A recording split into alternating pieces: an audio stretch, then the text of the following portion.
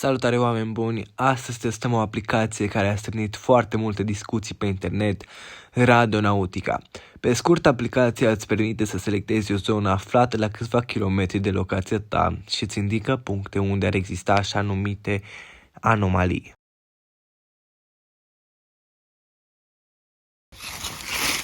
Bă, asta nu-i frunză pe aia. Asta nu-i frunză. Ce bă? Pleacă, că am mai pus într-o parte. Ce e aici, bă?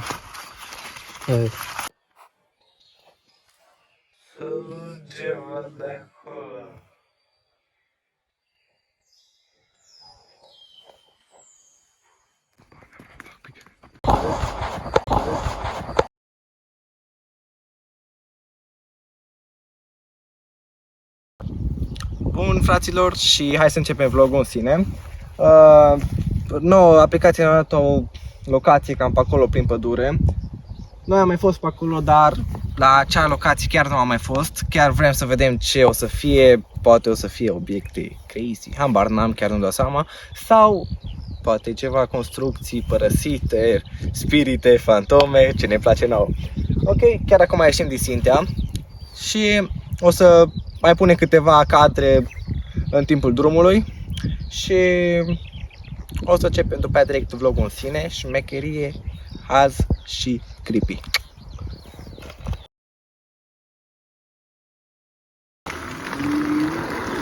Bun, deja aproape am ajuns, suntem la vreo 7 km de casă, cred că.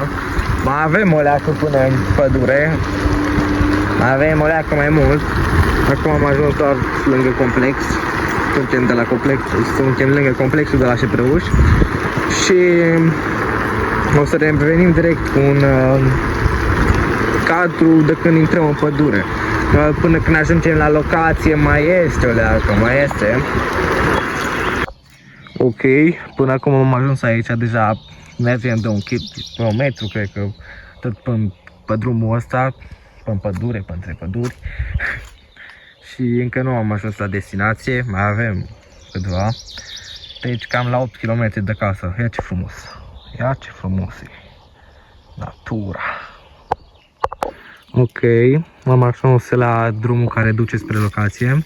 Suntem aici cu 2 metri, că am uitat să vi-l prezint chiar la început. Mai avem un pic, cred că o să o luăm chiar la stânga, cam pe la jumătatea drumului sau chiar la final, că nu am mai fost pe aici. Și hai să îi dăm drumul. Deci deja avem un monument de ăsta. Acolo avem locația. Nu știu ce ar putea fi sinistru în locația asta, dar hai să vedem, hai să-i dăm drumul. Hai că o să începem vlogul în sine direct de acolo. Suntem cu trotinetele electrice. Toți suntem de noroi, că o cam plouat astăzi. Și hai să dăm drumul. Sper să nu fie un strigoi să ne apuce de un. Bun, am ajuns la acest loc, la bisericuța asta. Cred că e abandonată, sincer. Nici n-am auzit de ea că e pe zona mea, dar na. Poate mi s-o mai prost informat, ca de obicei. Și acum o să vreau să căutăm ceva chestii pe aici în casă. No. Să vedem, să găsim ceva dovezi, că chiar ar fi ceva cu anomalii, cu, nu știu, cu spirite, cu fantome. Oricum, legenda de locul ăsta e ceva cu un prinț, cu un murit. Bă, nu știu, bă, oare Dumitru să explorăm? Acolo? Cum se intrăm în bisericuță? Chiar nu știu ce să fac, să intru sau să nu intru. În fine, hai să explorăm prima dată locul și să lăsăm bisericuța la final. Mi-o leacă frică, sincer. Păi, cred că mai vine cineva pe aici, e ceva monument istoric, biserica asta, cred că. Mai ales că a fost biserica construită pentru un prinț. Și, sau chiar a prințului, mă gândesc că a fost a prințului, ce întrebare ar fi. Și prințul ăsta a murit când a venit la vânătoare pe aici, era ceva prinț neamț. Și monumentele astea așa micuțe din cărămidă sunt ci că locurile unde a căzut el, că a pornit de acolo, că a fost împușcat, de acolo tot a căzut, dai seama, din cauza durerii la fiecare monument de ăsta, deci cam pe aici a fi căzut prințul. Ok, cine știe, poate găsim ceva monede după vremea austro-ungară, cred că, dacă nu mă înșel. Bă, Dumitru, ce să intrăm în biserică? Bă, nu are mătură. Hai, da. Intră tu primul. Că mi-e leacă morcovul în curs, sincer. Hai de capul meu, uitați ce crazy shit pe acolo, gen. Dar nu, totuși suntem în biserică, n-are de ce să ne fie frică. Nu-i așa? Nu, mai știi ce găsești. Doamne, ferie. Doamne ajută, hai, dacă văd că ușa e deschisă. După Hai. dumneavoastră. După dumneavoastră. O să vezi și tu. Hai că mai am de dată. Hai. Bă, Hai, deschide ușa și intri tu. bă, mi-e frică, bă. Hai, deschide ușa și să țin camera. Hai să mă muce pe mine primul. Du-te, bă. Hai, mă, să mergem, bă, dar ce, bă, mi-e frică. Dacă Cine știe germană sau ce limba acolo, traduceți-ne în comentarii. Bă, o lăsăm pe final? Hai să lăsăm pe final. Totuși, cel mai bine ar fi să o lăsăm pe final. Mergem până la foișorul ăla? N-are. Nu știu, nu ți se pare că auzi ceva sunete. În caz că ți se pare și dacă ți s-ar părea să spui că măcar știu pe când o să editez să dau volumul mai tare sau habar n-am. Că aplicația aia ne-a zis că aici ar trebui să fie fenomene cu anomalii. Singurul fenomen de până acum a fost acesta. Căcat! Bă, să nu ne întâlnim cu ceva pricolici, cu strigoi sau ceva. Cine știe cum sunt pricolicii sau strigoi în România, ție leacă așa. Nu mă vezi acolo, așa un tip, un strigoi așa. Bă, știi că asta e zona mea. Am dat eu voie pe aici. Bă, hai, taxa de protecție. Nu mai vezi că așa se va piciorul. Cred că nici trotuiacele nu se mai pornesc. Până la urmă, și priculicii și strigoi din zona noastră ar trebui să fie români în final boss până la urmă.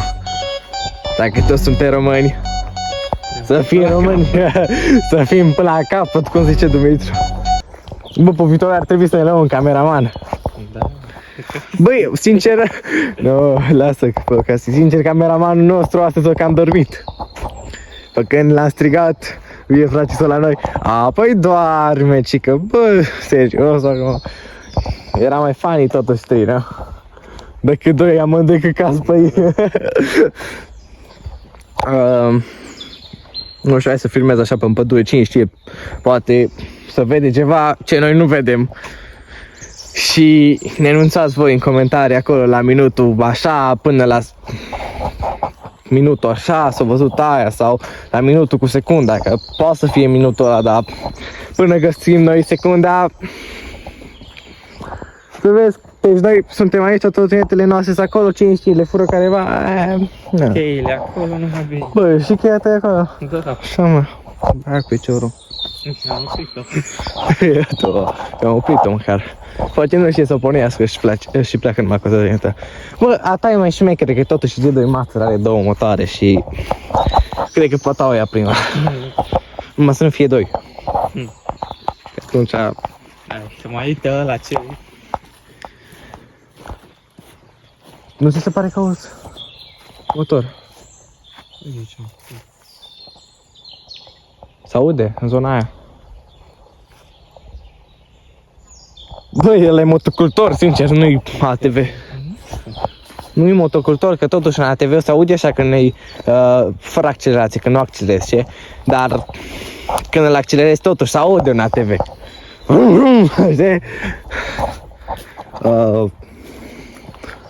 Dacă vă place acest vlog și vreți să continuăm seria, că chiar aș dori să fac o serie cu această aplicație, poate pe viitor va fi și mai calitativ, să cumpăr de-astea lavaliere, o cameră mult mai bună, că acum filmez cu telefonul, mi și eu la început. Și dacă vă place genul ăsta de vloguri, v-aș ruga să dați un like. Și dacă puteți să vă abonați voi acolo. E cineva cu vacile, ce? E cineva? Hai să mai ieșim din zona asta. E cine acolo? Nu.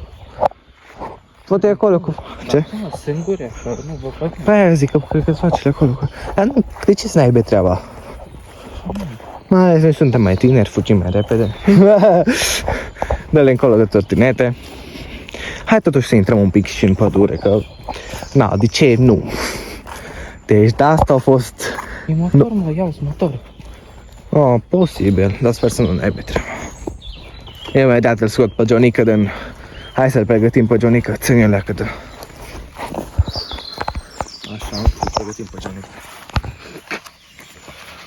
Stai că... Așa, pe Jonica, l-am pregătit în caz de orice. Hai să continuăm drumul. Mult mai sigur pe noi. Bine, l-am luat sincer pentru animale, da.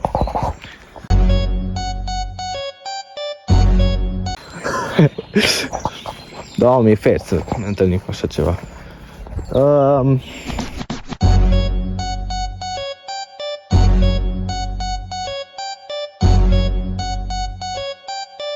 Cu un câine dai una miau-miau.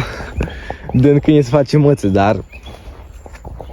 Bine, nu vorbim de toți câinii, că depinde și el. Mie m-a alergat un cangal, îi dădeam picioare în cap. N-avea nicio treabă, omul meu atunci am dus cu 45 până șanț. Dumitul n-avea nicio treabă, el deja a intrat pe câmp. Dar apoi eu am luat în partea aia altă. Și în partea aia altă nu prea era câmp, era gen... Fucking Sintea mare. Bă, are rost să intrăm în pădure. Bă, s-a auzit un lemn cu unii într-o parte aia. Poate mai pică și el când e unul. Da, sperăm să fie motivul acesta, sincer. Că totuși aplicația a selectat zone cu anomalii, sincer, ce?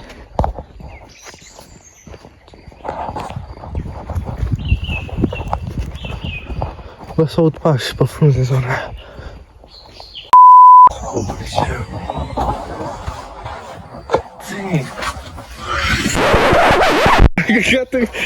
Am căcat.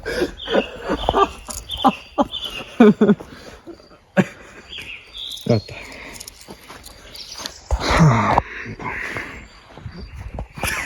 Hai de pă. Băi, dar ce-a fost acolo, bă? Bă. A fost ceva mare ăla. Om n-a fost. Păi, tu tine că gata. Am mai pornit? Bag 2 motoare. Da. Bag a treia? I-am selectat deja 2 motoare. Puta eroare. Am eroare dacă n-accelerez pentru că mi-a stricat accelerația. În fine, sperăm să fi fost doar să ne... Ba, româna mea. Nu mai știm vorbi. De emoții. Hai să mergem pentru zona asta. Doi de capul meu. Cine mă foc aici? Un grătărel. Un grătărel, niște mititei. Hai să testăm și noi la asta. Stai că n-avem voie pe YouTube. Ok. Hai, căutăm ceva pe aici, pe jos, nu știu. Hai să iau și eu un lemn, că... Încearcă lemn. Bă, oare să căutăm un capac? Care, nu asta mare? Aha. Hai pe între frunze, hai că nu mai bag mâna direct. Vezi că e frumos. Ce? Așa. Ce? Ce este? Frunze. Bă, asta nu-i frunză pe aia. Asta nu-i frunză. Ce, bă? Bă, să nu spui că asta chiar la nimeni. Hai la drum. Hai și pe pietrele astea să desfacem. Să duc ceva de acolo.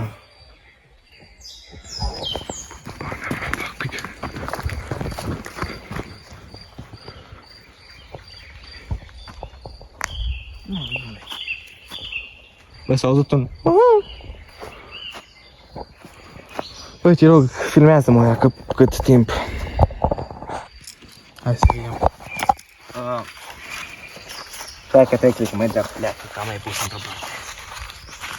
Ce e aici, bă? Du-te, dracu, ce să știu, bă? Ce? Ce, bă? Ești prost? Ia. Ești prost?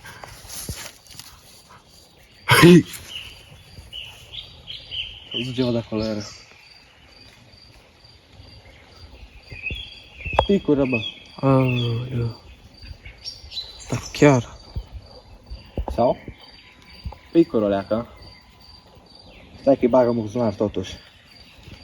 Bă, voi vedeți? Ce e asta, mă? Ce monedă e asta? Da, uite. Carl câteva de aia, citiți voi. Nu prea am. E atât m-am urtăit când am luat-o. Bă, eu zic să le băgăm și să căutăm acasă. Când ajungem în Sintia. Da. Cel mai bine ar fi așa, opa, ne pică și mână de pe jos. Și să căutăm pe internet referința lor și tot. Să vedem. Nu par toate să fie nemțe, par să fie și cenți și românești. Că ăia care au fost de hârtie, au fost lei românești, vechi. Pe vremea lui tataie.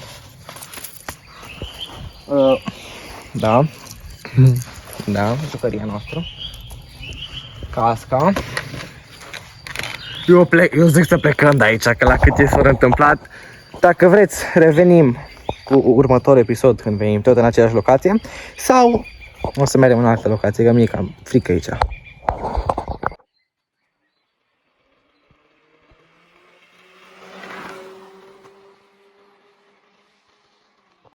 Bun, cam astea sunt monedele și bancnotele. Cu ce ai dat, mă? Așa, avem un anti, chiar nu știu după ce vreme asta sau asta, sau astea, dar par vechi, sincer, și să văd pe ele. Ce doar ești prost? Bă, ești prost? Lying eu fost. Bă, mai sper să nu fie. Sincer, chiar sper, stai să nu zboare. Pun ceva și eu pe aici. Acum am ajuns și noi în Sintea și o să căutăm pe ChatGPT. Faceți noi bai. Ok, cam asta a fost cu acest vlog. Dacă mai doriți vloguri de astea așa crazy, fit, hambar n-am. Oricum o să urmeze și episodul 2, episodul 3, episodul 4. O să facem o serie lungă. El a fost un metru. El e pe lumea lui. Astea sunt toate etele. Și hai, dați și voi un like, un subscribe și să activați clopoțelul. Da, nu prea se vede pe filmare că ploaie, dar cam ploaie ne rupe. Dacă dai pe trătinete. Ma, tot e suge. Ceea ce mi țiu pe picioare, tot mi mai de capul meu. În fine, sper că v-a plăcut și activați și voi clopoțelul ăla să primiți notificări. N-ai, ba! Salut tuturor! Salut!